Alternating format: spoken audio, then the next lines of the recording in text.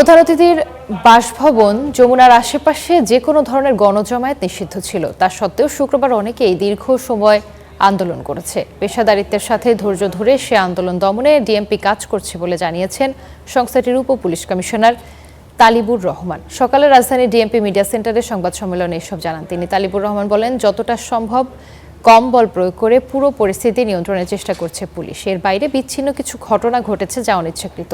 ইনকিলাব মঞ্চের আন্দোলনে কাউকে টার্গেট করে আহত করেননি পুলিশ। পরে বলেন, সাংবাদিক সহ কাউকেই টার্গেট করে মারা হয়নি। যা ঘটেছে তা অনিচ্ছাকৃত।